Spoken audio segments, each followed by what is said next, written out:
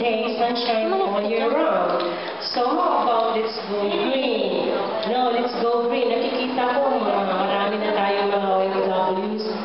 Mas marami kayong free time pag off ninyo. So like, how about we divert your free time? We don't come, maybe we can find a place, an abandoned farm. Marami dito mga farm na abandoned. We will work on that farm, we plant ampalaya, kangkong, kamote, and then that with the gardening, maybe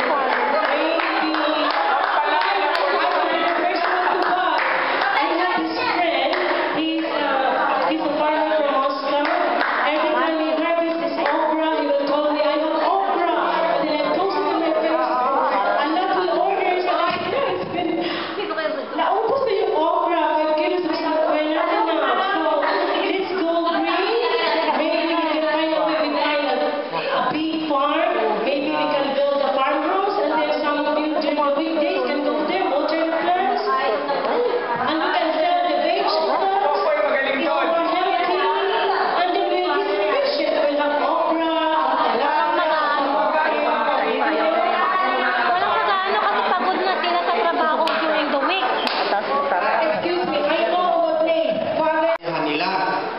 At kung hindi kayo makikipag-cooperate, wala rin mangyayari.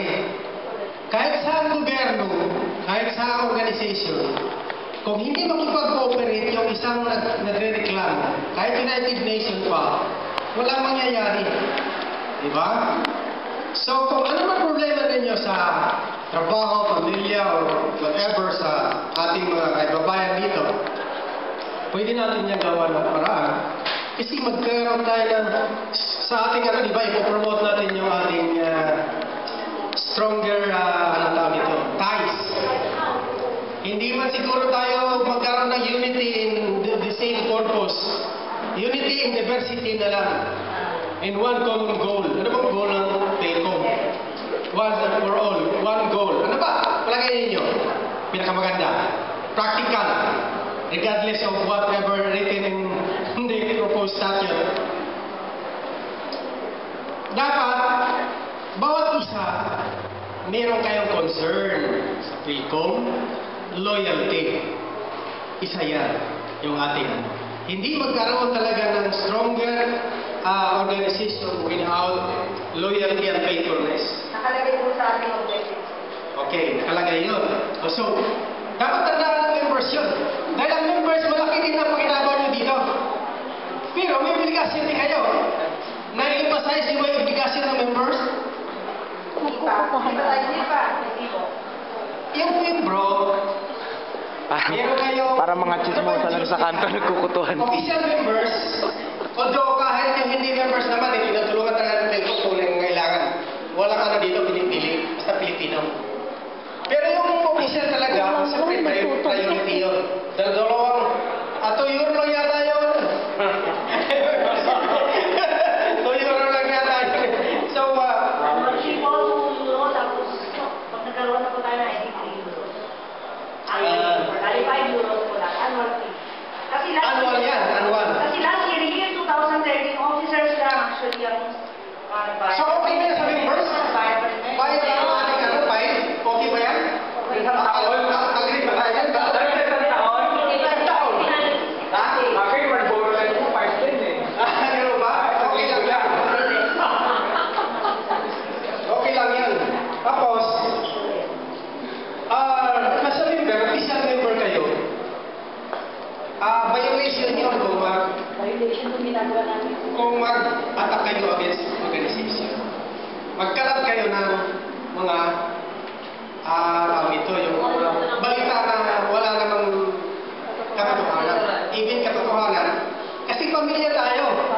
Kung ano man yung problema natin sa family, hindi natin yan pinapabalita sa labas. Hindi tayo maniniwala kaagad kung sino nagsasabi na yung ating kapatid. Ang bado mo na yan. Oo, di ba? Dapat, yan muna natin. Totoo, ba? Nagbuha ka ganito. Ayun, ganun, di ba? So, huwag niyo iisipin na porque ano tayo, nandito sa mga ilay. Magkakapalit tayo mga isa. Kung mayroon ba siguro masama ako sa atin dyan, palagay ko yung isa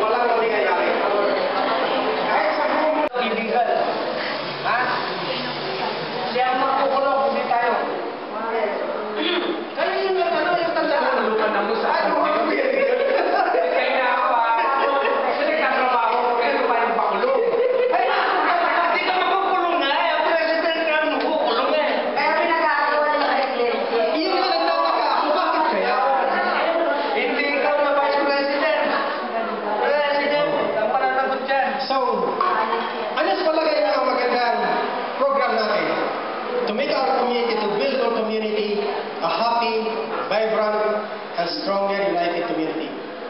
Any suggestion?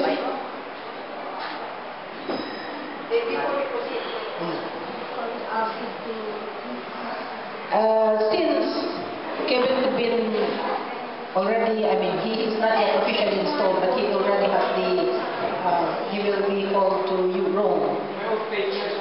He will have his own taking. I think now I will have to ask him what plans we have for the Independence Day, because it's almost, it will be in June. Because definitely it will be initiated now from Rome, not from Tripoli. Now, another thing that we have, once the proposed bylaw statutes are accepted by CBO, we can now start to apply for a cooperative. In the cooperative, one purpose and one thing that I have seen in this is because I realized that there are people who are lending money 5-6 among the Filipino community. If we have a cooperative, we can initiate such things. Maybe we have to start in smaller amount, but definitely, if we cooperate, then we will be able to expand it. One other thing in a cooperative, we can have like groceries, which with the help of our consul, we can get from the Philippines for the Filipino community. It will be a source of income as well. Now,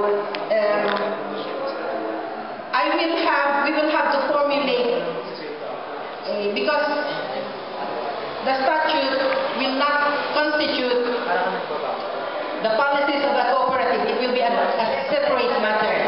But I have done it actually in Libya to propose a cooperative. So I can just revive what I have done before, and we will propose. We have to have another assembly actually for it. We will propose this cooperative.